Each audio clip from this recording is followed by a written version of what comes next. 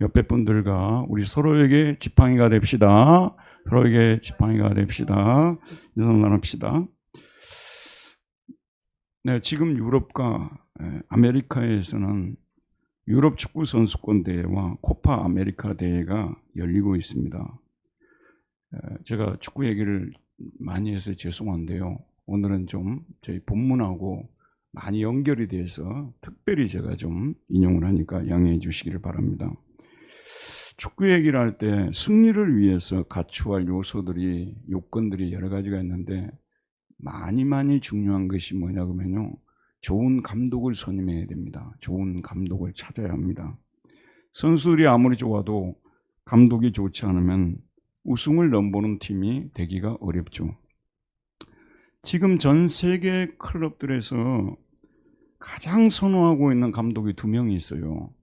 첫 번째 감독은 영국의 맨체스터 시티죠. 이번에 영국 프리미어리가 우승을 한 팀인데 계속 우승하고 있어요. 가르디올라 감독이고, 또 한 사람은 얼마 전에 리버풀의 감독직을 사임한 위르겐 클롭 감독입니다. 이 두 감독은 여러 면에서 서로 비교가 되고 있습니다. 스페인 사람 가르디올라 감독은 선수 시절에도 바르셀로나라는 팀에서 화려하게 선수 생활을 했고요. 또 감독이 된 후에도 메시나 이니에스타 이런 선수들이 뛰고 있었던 바르셀로나 감독을 역임했고, 또 바이에른 뮌헨 같은 세계 정상급 팀들을 지도하였고, 지금도 맨체스터 시티를 지도하고 있는 엘리트 코스를 거친 감독입니다. 거기에 비해 독일인 위르겐 클롭 감독은 선수 시절부터 평범한 사람입니다. 지금은 굉장히 유명해졌는데요. 굉장히 평범한 사람입니다. 독일 분데스리가에서도 크게 유명하지 않은 마인츠 팀의 선수로 뛰었어요. 그런데 그 팀에서도 항상 주전이 된 것도 아니었고요. 마인츠 팀은 참고로 구자철 선수나 이재성 선수가 뛴 팀입니다. 이 분데스리가에서 2부와 1부를 왔다 갔다 하는 그런 팀인데 여기에서 선수 생활을 했던 사람입니다. 선수로서 크게 두각을 못 나타냈는데요. 무엇으로 두각을 나타났느냐? 선수 시절부터 축구 이론으로, 해박한 이론으로 두각을 나타냈다고 합니다. 그리고 인성이 너무 좋아가지고 선수들도 그리고 감독도 프론트도 인정하는 그런 선수였다고 합니다. 그런데 마인츠라는 팀에 갑자기 감독이 경질이 돼버렸어요.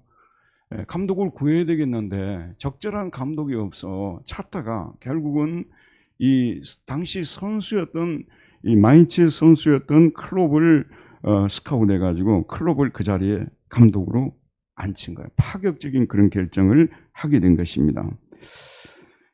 그가 부임한 이후로 마인츠 팀은 계속 올라가가지고 1부 리그 거의 상위까지 올라가게 되는 파란을 일으켜서, 그러다 보니까 감독들 중에서도 눈에 띄고 또 스카웃을 하려는 팀들이 많아지고, 그러던 가운데 챔피언을 다투었던 팀 중에 한 팀이었던 그 유명한 도르트문트 팀에서 이 감독을 클롭을 스카웃을 했습니다.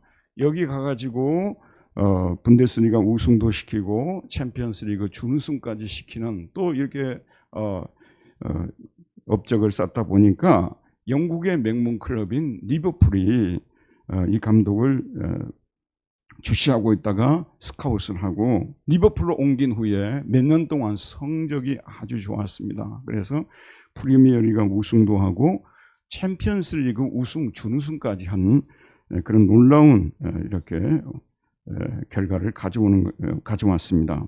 그러니까 얼마 전에 개인적인 이유로 사임을 하였고 지금은 집에서 쉬고 있는데, 우리나라 축구 국가대표 감독을 찾고 있는데 이분이 왔으면 좋겠다고 접촉을 한다고 하는데 100% 안 오실 것 같습니다.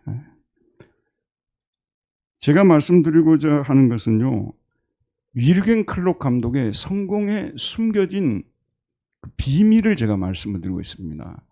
제가 전화로요 위리겐 클롭 감독에게 제가 독일어를 좀 하잖아요. 전화해가지고 물어본 게 아닙니다. 물어본 게 아니고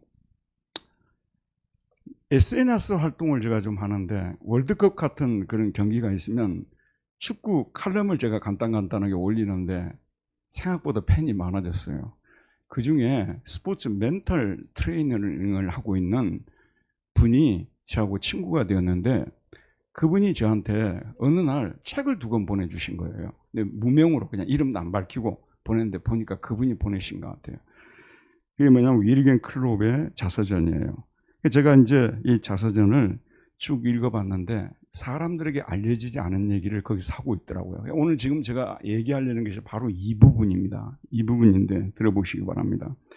마인츠 선수 시절부터 그 형제처럼 지냈던 코칭 스태프들을 꾸렸는데 2사람이 있어요. 한 사람이 젤리코 부바치고 한 사람이 피터 크라비치였다고 합니다. 그런데 이 2명의 절친 코칭 스태프들과 이 클롭이요, 마인츠에서도 함께했고 도르트문트에서도 함께했고 리버풀에서도 함께하고 있어요.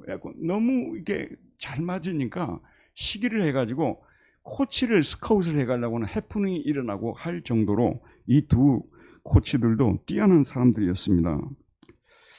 자, 여러분, 이 클롭이 굉장히 훌륭한 분입니다만은 유명한 코치입니다만은 이 2사람의 도움이 아니었으면 그런 성과를 이루어낼 수 없었다고 자기 입으로 말하는데요. 2011년에 축구 잡지 엘프 프로인드라고 하는데 11명의 친구들 이런 잡지에서 선정하는 그 최우수 감독으로 이 사람이 선정이 된 거예요. 근데 했던 인터뷰가 여기에 실려 있는데 이런 거는 진짜 한국에 있는 분들 아무도 몰라요. 이 책을 읽은 사람만 이게 알 수가 있는 내용인데 비하인드, 숨겨진 성공의 비결이라고 볼 수 있는데 여기서 자기가 그 말하고 있어요. 우리는 3명이 뭉쳤을 때 비로소 1명의 아주 좋은 분데스리가 감독이 됩니다. 그 밖의 사실은 중요하지 않습니다. 저와 제 코치들 중에 누가 가장 지식이 풍부하느냐는 중요하지 않습니다. 공동 작업으로 완벽한 결과를 지향해야 합니다. 항상 내가 하는 말은 반드시 옳다라고 장담할 수 있을 정도의 자신감은 없으니까요. 저와 제 코치들 중에 누가 가장 지식이 풍부하느냐 중요하지 않다는 거예요. 공동 작업으로 완벽한 결과를 지향해야 한다는 이런 철학을 가지고 있었기 때문에 그렇게 성공할 수 있었다고 볼 수 있는 것입니다. 자, 여러분, 감독도 중요하지만 스태프가 얼마나 중요한지 보여주는 그런 대목입니다. 자, 여러분, 스태프라는 이 단어가 영어로 무슨 뜻입니까? 영어의 스태프가 무슨 뜻이에요? 직원이라는 뜻이잖아요. 가끔 뭐 빌딩 같은 데나 모텔 같은 데들 가면 거기에 어떤 딱 지나가다 방을 보면 스텝 온리 이렇게 써놨잖아요. 스텝 온리 무슨 뜻이에요? 직원 전용 방이에요. 그러니까 거기는 들어가지 말라는 얘기가 되는 거죠. 근데 여러분이 잘 아시다시피 이 스태프라는 이 단어는 직원으로 많이 사용됩니다만은 본래의 뜻은 지팡이란 뜻입니다. 지팡이란 뜻이에요. 스태프가요. 스태프는 자기 위에 있는 사람을 돕기 위해 임명된 지팡이와 같은 역할을 하는 사람입니다. 그러므로 자신이 하는 일에 성공하기 원하는 사람은 직원들을 잘 둬야 합니다. 애굽에 있는 이스라엘을 구출하라는 명령을 받고 출정을 앞두고 있는 모세에게도 뛰어난 스태프들이 있어야 된다는 것을 하나님이 아신 것입니다.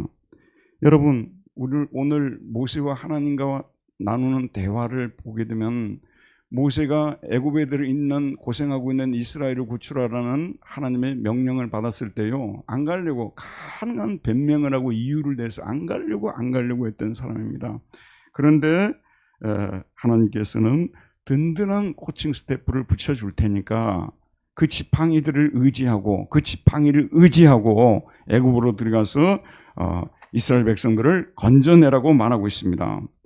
모세는 자신이 애굽으로 갈 수 없다는 이유를 하나님께 말하는데 자신이 말에 어눌한 사람이기 때문에 그리로 갈 수 없다고 말합니다. 여러분, 이건 변명이에요. 그 이후에 모세가 말을 잘 못했다는 부분이 성경에 거의 나오지 않습니다. 안 가기 위해서, 안 가려고 하나님 앞에 자기는 말을 잘 못하는 사람이라 이렇게 변명을 했던 것입니다.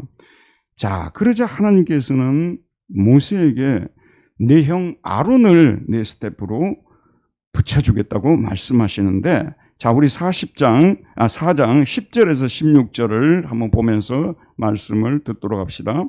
4장 10절에서 16절 제가 읽어가면서 말씀을 드릴게요. 모세가 여호와께 아뢰되 오 주여, 나는 본래 말을 잘하지 못하는 자니이다. 주께서 주의 종에게 명령하신 후에도 역시 그러하니 나는 입이 뻣뻣하고 혀가 둔한 자니이다. 여호와께서 그에게 이르시되 누가 사람의 입을 지었느냐? 누가 말 못하는 자나 못 듣는 자나 눈 밝은 자나 맹인이 되게 하였느냐? 나 여호와가 아니냐? 이제 가라. 내가 내 입과 함께 있어서 할 말을 가르치리라. 모세가 이르되 오 주여, 보낼 만한 자를 보내소서. 여기서도 또 변명하고 가려고 하지 않죠. 14절에 보면 여호와께서 모세를 향하여 노하여 이르시되 내 이 사람 내 형 아론이 있지 아니하냐? 그가 말 잘하는 것을 내가 아노라. 그가 너를 만나러 나오나니 그가 너를 볼 때에 그의 마음에 기쁨이 있을 것이라. 너는 그에게 말하고 그의 입에 할 말을 주라. 내가 내 입과 그의 입에 함께 있어서 너희들이 행할 일을 가르치리라. 그가 너를 대신하여 백성에게 말할 것이니 그는 내 입을 대신할 것이요 너는 그에게 하나님같이 되리라. 자, 여러분, 하나님께서는 출애굽 프로젝트를 실현시키기 위해서 많은 준비를 해놓으셨어요. 모세를 보내야 되겠다는 그런 생각을 하나님이 하셨고요. 또 뭐냐면 모세가 분명히 변명하고 안 가려고 할 테니까 모세에게 정말 든든한 힘이 줄 수 있는 스텝을 붙여줘야 되겠다 해서 누구를 미리 기르셨냐 그러면 아론을 기르신 거예요. 아론에 대해서 구체적으로 어떤 교육을 받았는지를 알지 못합니다만 최고급 교육을 받았을 것 같아요. 아론은 하나님께서 장차 이스라엘을 애굽에서 건져낼 때 스태프 역할을 하도록 하나님께서 그를 훈련을 시킨 거예요. 여러분이나 저도요, 자기가 그걸 느낄 수 있어야 돼요. 하나님께서 나를 지도자로서 쓰려고 나를 키우는가, 아니면 나를 스태프로서 세우기 위해서 이렇게 키우는가. 여러분, 지도자로 쓰임 받는 것도 아름답고 귀한 일입니다만은 지도자를 이렇게 도와줘서 함께 동역을 해서 하나님의 교회를 세워가는 스태프의 역할, 이거 정말로 중요한 역할입니다. 여러분, 그래서 하나님의 교회 안에서 스태프로 부름을 받고요, 스태프의 자리에 서게 되는 것을 정말 영광으로 생각하고 감사히 여겨야 됩니다. 그런 또 자리에 서게 됐을 때 참 하나님 기뻐하는 그런 충성을 하도록 노력해야 되는 것이고요. 아론은 스태프로서 하나님의 훈련을 시켰어요. 이제 때가 되니까 네가 모세에게 가서 그를 도와줘라. 하나님이 말씀하시고, 모세에게는 아론을 내가 스텝으로 붙여주었으니까 너가 아론을 만나가지고 그에게 대신 말을 하라고 하나님께서 말씀해주고 계십니다. 자, 이렇게 스태프를 붙여주시고 또 한 스태프를 붙여주는데요. 그게 뭐냐 그러면은 17절 말씀을 우리 다 같이 한번 읽어보도록 하겠습니다. 출애굽기 4장 17절입니다. 시작. 너는 이 지팡이를 손에 잡고 이것으로 이적을 행할지니라. 자, 마태, 하제. 이 마태라는 것이 뭐냐 하면 지팡이예요.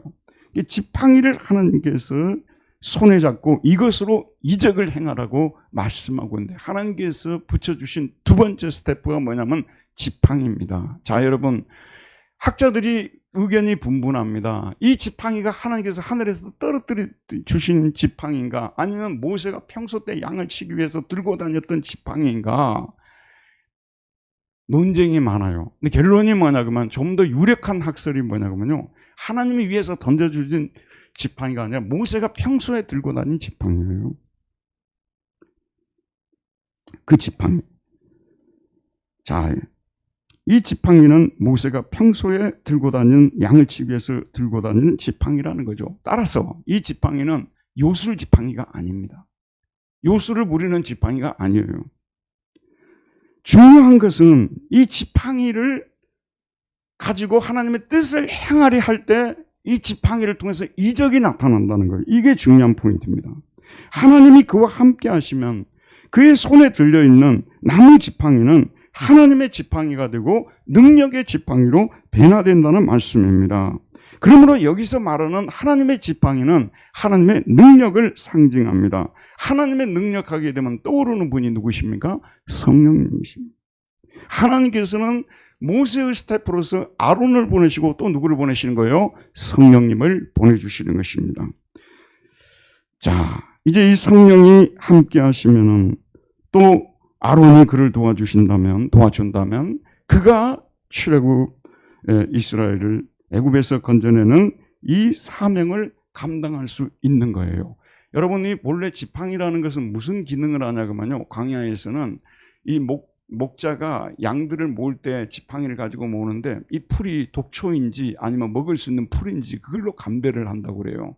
또 한 가지는 짐승이 온다든지 양을 해치려는 것들이 올 때 그것으로서 막아주는 것, 이 역할을 하는 그런 것인데, 이제 성령이 함께 하시기 시작하면은, 성령이 그를 돕기 시작하게 되면 이 지팡이를 통해서 이적이 나타난다고 말씀하고 있는 것입니다.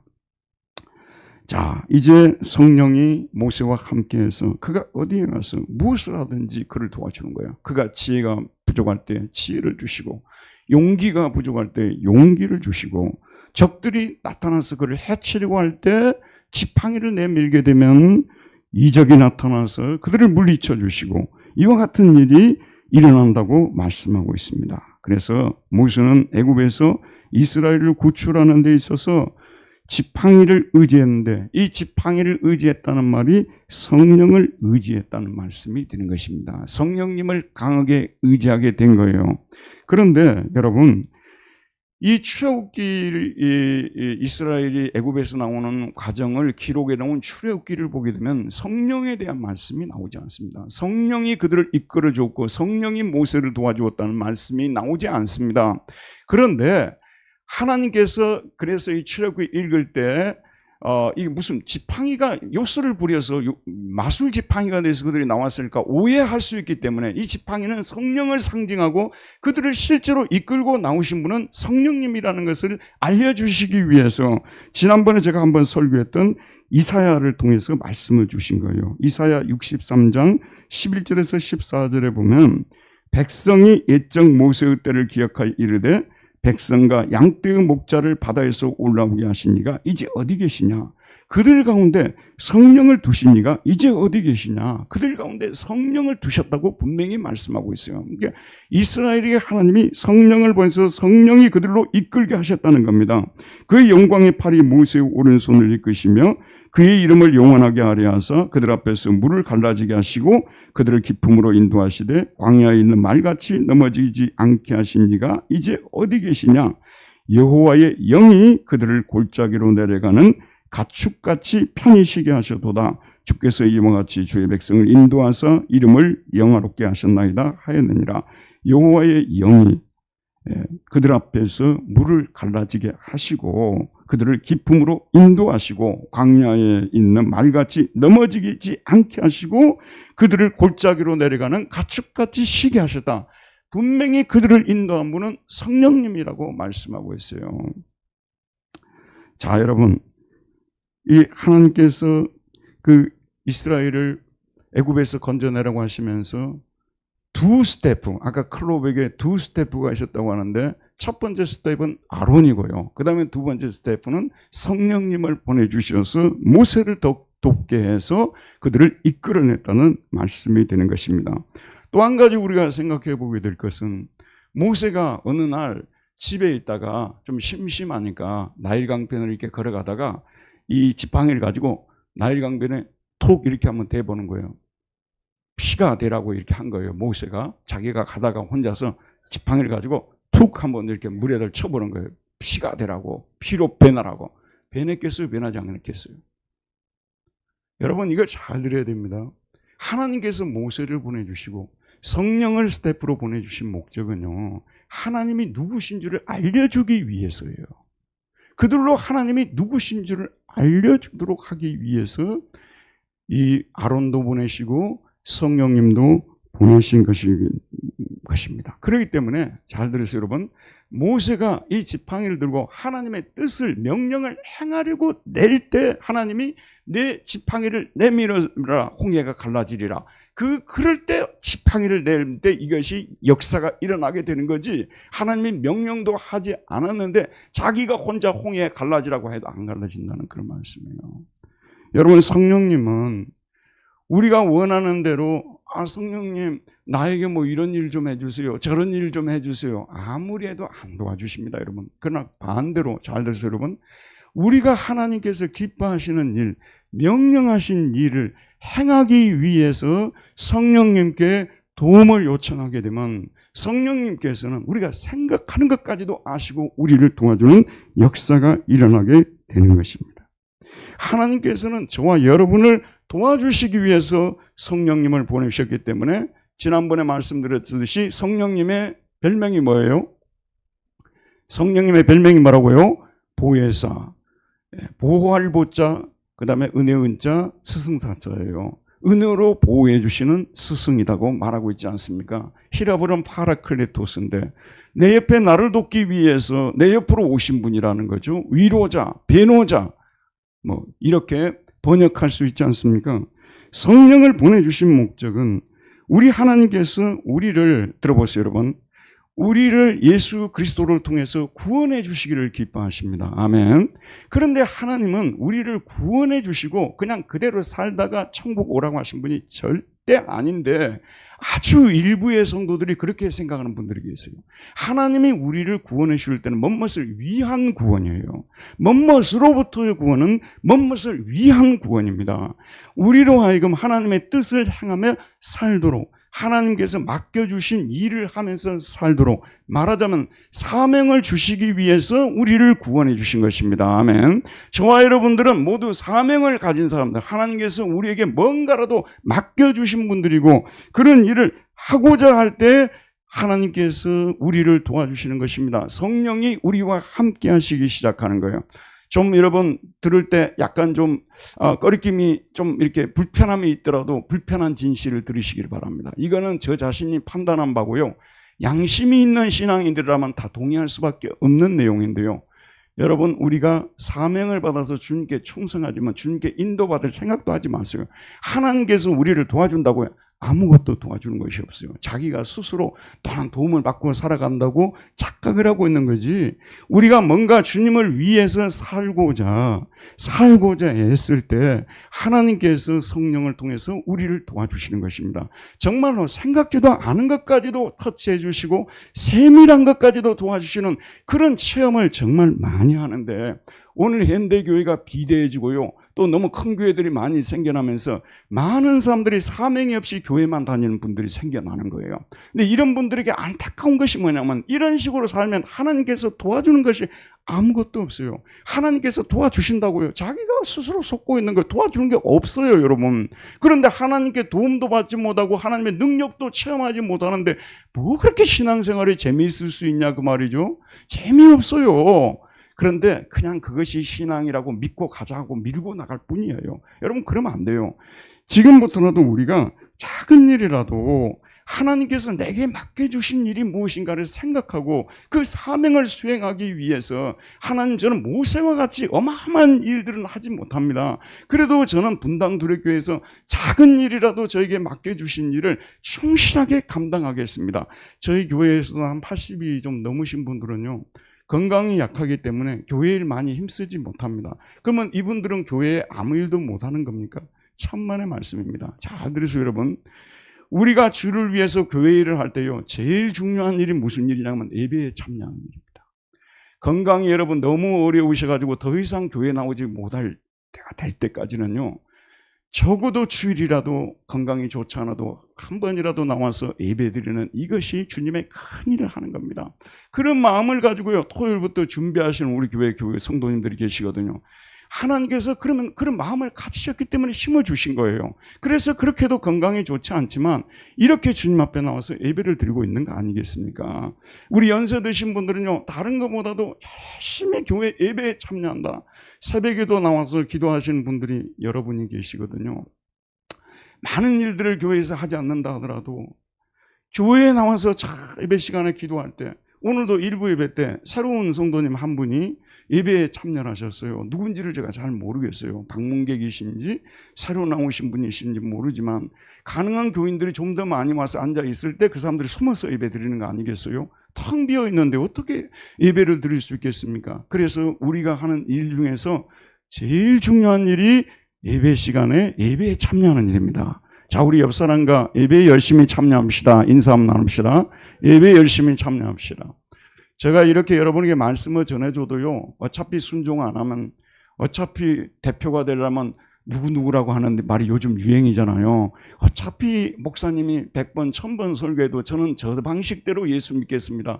저는 그분들에게 딱 한 가지 드리고 싶어요. 죽을 때까지 하나님이 함께 하시는 법 없어요. 본인이 끝까지 그것을 속고 믿고 있을 뿐이지 하나님 함께 하는 법 없습니다. 하나님의 뜻을 행하고자 할 때 십자가를 지고 주님을 따르고 주님이 원하는 일을 하고자 할 때 하나님께서 도와주시는 거예요. 참 이거는 아니 생각해 보세요. 제가 여러분하고 뭐 원수가 져서 이런 말 하겠습니까? 저는 진실을 전하는 거예요. 진실이 아닌 것을 전하면 안 되거든요. 사명을 갖고 교회를 섬기지도 않고 예배만 듣고 은혜만 받고 살겠다는 사람에게 하나님께서 무슨 은혜를 더 주실 것이 있으며 뭘 더 주실 것이 있겠습니까? 없습니다. 그러나 죽고자 하면 산다고요. 지금도 이제 우리가 말주일에 이번 7월 말에 선교주일을 또 지키는데 마침 이번에 선교사님들 여러분들이 나오셔가지고 나름대로 좀 우리가 선교 축제식으로 예배를 드리려고 하는데 그 친구들이 30세 대부분 젊은 친구들이에요. 한번 생각해 보세요. 우리가 생각할 땐 거기 가서 죽겠죠, 여러분. 안 죽고 살아있잖아요. 얼른 보게 되면 자식 농사도 다 망칠 것 같거든. 아니에요. 선교사 자녀들요. 웬만한 자녀들 공부 좀 잘하면요. 유명한 대학들 많이 갑니다. 저 친구가 영국에 간다고 막 어찌고 막 저쪽 막 어찌고 뭐 나중에는 저쪽에 탄자니아에 막 선교사로 간다고 했더니 나중에 보니까 한 애는 옥스퍼드 나고 한 애는 캠브리지 나왔어요. 그런 일이 일어날 줄 누가 알았겠어요. 자식 교육도 하나님이 책임지시고 가시거든요. 제 경우는 많이 얘기를 했기 때문에 더 말씀드리지 않겠습니다. 하나님이 우리가 원하는 길로 가고자 하고 작은 십자가로도 치려고요. 내가 이 분당두려교회에서 목사로 장로로 또 권사로 여러 가지 일들로 내가 부름받았으면 이 사명 내가 잘 감당해야 되겠다. 그런 마음을 가지고 그게 거룩하고 숭고한 마음이 돼요. 그러면 교회를 나올 때도요. 나오는 마음이 달라집니다. 말씀을 들을 때요. 말씀이 빗나가지 않고 내 가슴 속으로 쏙쏙 들어오기 시작합니다. 지금 이 시대는요. 사명 없이 섬기려고 십자가 없이 섬기려고 하는 것. 물론 우리가 제안하는 십자가는 여러분들이 직장에서 직장생활하는 그것도 십자가입니다. 가정에서 가정생활하는 이것도 십자가입니다. 이것도 쉬운 일이 아니고요. 우리가 지고 가기가 너무 버겁습니다. 그럼에도 불구하고 우리는 또 몸된 교회에서 영혼을 구원하기 위한 십자가를 져야 되는 거예요. 그래서 크리스찬은 들어보세요, 여러분. 가정에서 십자가, 사회에서 십자가, 교회에서 십자가, 이 십자가를 치고 발버둥을 치면서 하나님을 섬기고자 할 때 우리의 스태프가 되시는 성령님이 우리를 도와주시는 거고요. 놀랐어요, 여러분. 이 모세가 말을 잘 못한다고 했잖아요. 솔직하게 말씀드리면 저도 신학교 들어갔을 때요. 말을 잘 못했어요. 사람 앞에 서서 공개적으로 말해본 적이 거의 없습니다. 그런데 그때 막 데모를 열심히 할 때인데 신학교에서 공청회가 열렸는데요. 벤사들은 거기에 다 모였더라고요. 진짜 말 잘하는 사람들 많더라고요. 그런데 하나님께서 지금은 뭐 제가 얼마나 말을 잘하는지는 모릅니다만 그동안 많은 좋은 사람들을 이런 스태프들을 저에게 붙여주시고 훈련받게 하시고 이렇게 하셔서 하나님께서 여기까지 이끌어 주셔서 지금도 저에게 오늘 설교는 제일 먼저 하는 거예요. 사명 없이 힘들지 않고요. 약간 힘들다, 버겁다 그런 생각하지 않고 교회 생활하는 분들요. 여러분 아무것도 없어요. 남는 것이 하나도 없는 건데 그걸 신앙생활 하면 뭐하냐 그 말이에요. 여러분 정말로 오늘도 모세가 자기가 너무 힘들고 말도 잘 못하고 여러 가지로 부족하지만 또 늙기도 하고 그럼에도 불구하고 자기는 하나님 명령을 따라서 애굽으로 내려가서 자기 백성을 구원하겠노라고 결심하고 내려가려고 하니까 하나님께서 아론을 붙여주겠다고 말씀하시고 지팡이를 들려주는 거예요. 성령님을 그에게 보내셔서 네가 힘들고 어려울 때마다 지팡이를 의지해라. 성령을 의지해라. 아론에게 요청을 해라. 그래서 내가 이 사명을 감당할 수 있게 하겠다. 하나님께서 말씀하시지 않습니까? 지금 우리 시대의 문제는요. 대체로 사람들이 100세 시대도 되고 하다 보니까요, 자기 신분에 대해서 노출하기를 싫어하고요. 그러면서 대체로 작은 교회보다는 좀 큰 교회를 선호하게 되고, 큰 교회를 선호하는데 큰 교회는 일하는 사람이 없냐? 많아요. 10,000명이면은요, 큰 교회도 한 2,000명은 일해요. 2,000명이 엄청 많은 거죠. 8,000명이 일을 안 한다 그 말이에요. 그렇기 때문에 큰 교회를 다니면은 모든 사람이 그렇다는 말을 할 수는 없지만 사명 없이 하는 일 없이 교회를 다닐 수가 있는 거예요. 그러면 아무리 좋은 설교를 듣고 막 목사님 설교가 너무 좋고 뭐 이렇게 막 별 얘기를 다 해도요, 주님 앞에 충성 봉사하는 것이 없는데 어떻게 그 사람이 성령님을 도울 수 있으며, 또 한 가지 제가요, 싫어도 여러분 불편해도 들으십시오. 결국은 누가 잘 되냐 그러면요, 결국은 하나님을 경외하고 십자가를 지고 주님을 쫓는 사람이 잘 되고 가정이 잘 되는 줄 믿습니다. 어른 생각해보면요, 막 깨를 많이 부르고 막 다 이렇게 내 방법대로 세상 잘 살아 그런 사람들이 형통하고 끝까지 잘 될 것 같죠? 절대 그런 일이 나지 않습니다. 미련하게 예수를 믿어야 돼요. 충성스럽게 예수를 믿어야 돼요. 이 미련함과 충성함은요, 비슷한 말이에요. 충성스럽다는 말은 미련하게 충성하는 거예요. 미련하게 하나님 앞에 나와서 예배드리고, 미련하게 작은 일이라도 맡겨준 일을 하려고 하고요. 또 지금 나이에 또 우리가 이런 말 합니다. 여러분, 이제 마치겠습니다. 나이가 이렇게 많이 들었는데 내가 뭐 할 일이 있다고요? 아까도 제가 말씀드렸잖아요. 집에서 교회를 위해서 열심히 기도해 주시면 되는 거고요. 그리고 주일날 가능한 내 건강이 회복이 될 때까지는 주일날 교회 가서 예배드리겠다. 큰 일을 하고 있는 것입니다. 애굽을 구하는 것만큼 큰 일을 하고 있는 것이니까요. 나는 아무것도 하는 일이 없다고 해서 실망하지 마시기를 바랍니다. 그리고 저와 여러분, 오늘 말씀을 들으면서 주님의 뜻대로 하기 위해서 하나님이 그냥 우리에게 일을 맡기는 줄 압니까? 천만의 말씀. 반드시 이런 스태프들을 붙여주시는 것입니다. 성령님이 우리 스태프고, 우리가 필요할 때마다 좋은 사람들을 붙여주시고, 또 물질을 붙여주시고, 이렇게 하면서 주의 일을 하게 하시는 하나님을 생각하면서 내가 뭐라도 내가 하나님을 위해서 힘써보고 일해봐야 되겠다. 그동안 많이 쉬었다. 이제부터라도 내가 쉬지 않고 주의 일 열심히 했다. 결심하는 저와 여러분들 되기를 바랍니다. 은혜로우신 하나님, 오늘도 생명의 말씀을 주셔서 하나님께서 우리에게 맡겨주신 일을 감당하도록 스태프들을 붙여주신다고 말씀해 주었사오니, 참으로 우리 하나님 아버지, 주의 일을 성령께서 우리에게 원하실 때 거절하는 저희들 되지 말게 해주시고, 성령의 음성에 귀를 기울이고 순종하여 작은 일이라도 주의 일에 충성하는 우리 모두가 되게 하여 주옵소서. 예수님의 이름으로 기도하였습니다. 아멘.